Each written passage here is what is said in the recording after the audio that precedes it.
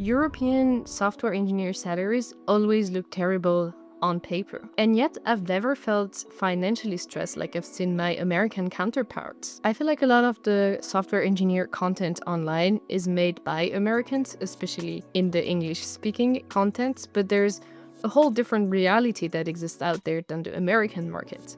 There's a different way to do things that I want to talk about today, which is the reality of being a software engineer in Europe.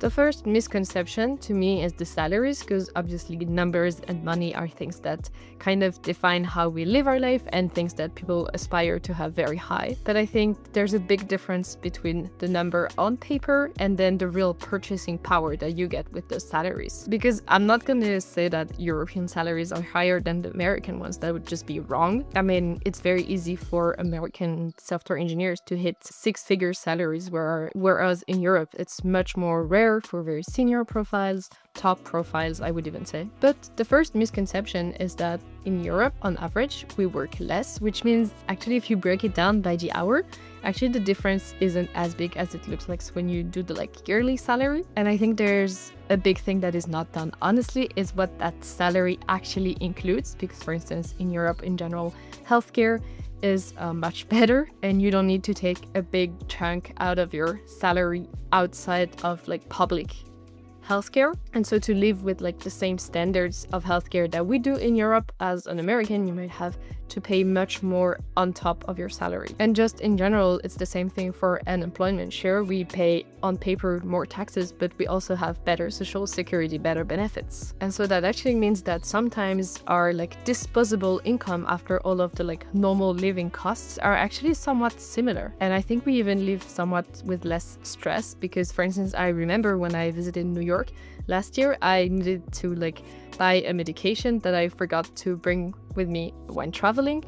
And when I saw the price of it compared to what I would pay for it in Europe, not even where I live and where I pay taxes, but just any country in Europe, it was 5 times the price for a very basic medication. And so that means, sure, you make more money, but if things that you need monthly or daily cost more, then you're not really ending up with more disposable income. And I think sometimes those very big salary numbers kind of portray a wrong image of what the reality is day to day when you live with those salaries in America.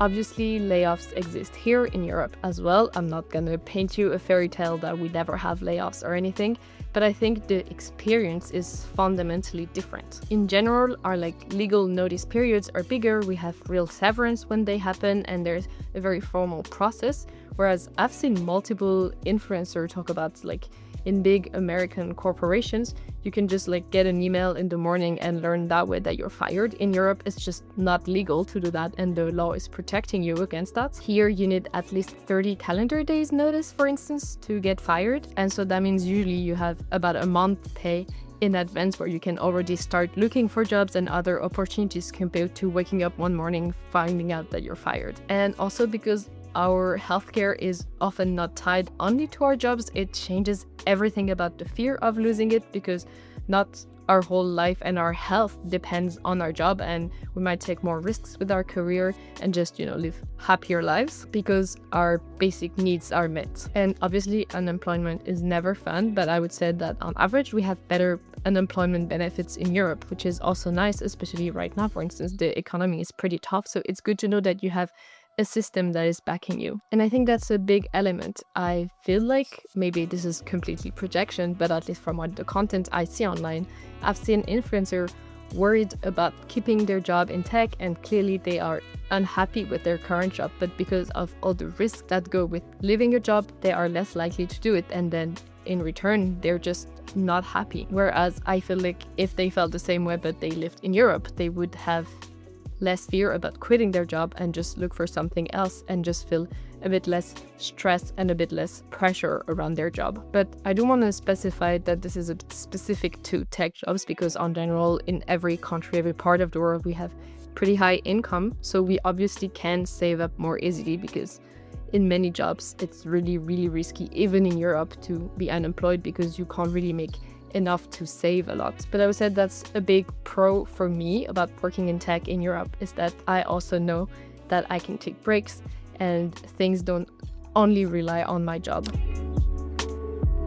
So the fact that a bunch of countries act not just as a continent in theory, but legally, and we are all part of this identity that is being European, makes it very easy to just go about anywhere in Europe and kind of like pack up your bags and leave anytime you want without a lot of like visa, paperwork issues. And I think it's very, very common in Europe to have lived in different countries or even to just live abroad in general, because it's made so easy that that decision solely depends on do we want to live abroad and not all the like legal implication. For instance, only a few years ago, I packed up everything and moved to Germany, Berlin, which is not where I'm from originally.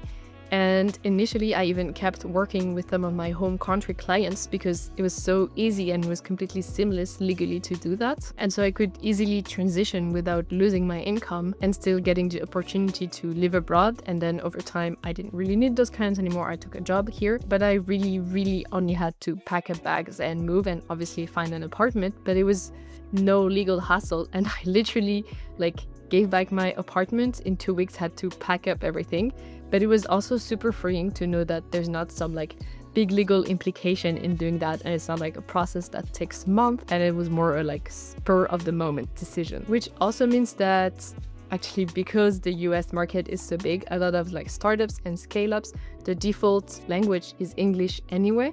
So there's also a very low barrier to entry in many, especially big cities, to find jobs in English. And since most of us Europeans are taught English at school and have, I would say, a pretty good level and are proficient enough to work in English, it's also very easy to find jobs abroad. And I think we're also in general pretty used to having neighbors that speak different languages, and so we might be a bit more attuned to learning new languages, so we can also find jobs in other languages than English, obviously. Another really nice thing, as someone that has a background mostly working in small companies and startup kind of companies, is since we really operate as a continent and the whole Europe, so almost 30 countries, 27 countries, I guess, very often, even in those small scale, you already have an international exposure, because pretty soon in the company you start thinking about expansion to other countries. It's very rare that a company will only operate in one country, especially as it gets a bit bigger.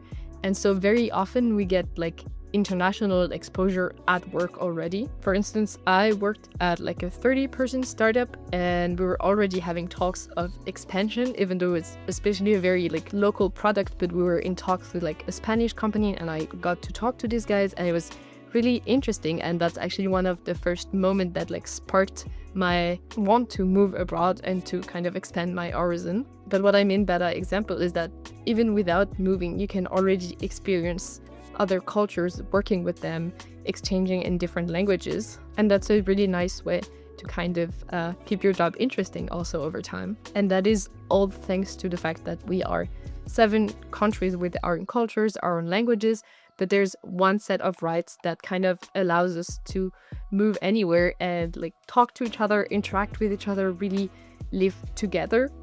And I think that's a really unique position in the world. Obviously, the goal of this video is not to say that Europe is better. I think there are real trades-off that exist, but it's more about stop benchmarking yourself against a system that is built for someone else. And maybe, I hope, through this video, some people might realize that actually they might not be made for the American US market, and that rather come here in Europe.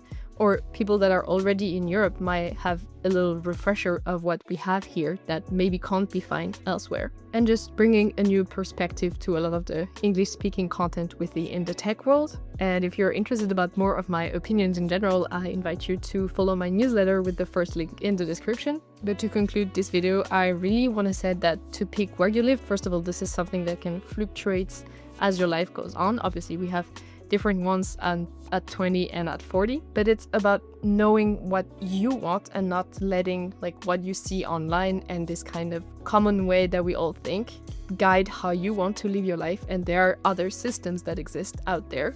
And I'm actually curious, if you're a European engineer, what is your experience and what for you are the advantages and why are you staying in Europe? And in the opposite way, if you're not a European engineer, What are some things about Europe that you find very interesting and that make you maybe want to move here? And with that being said, I will see you in the next video.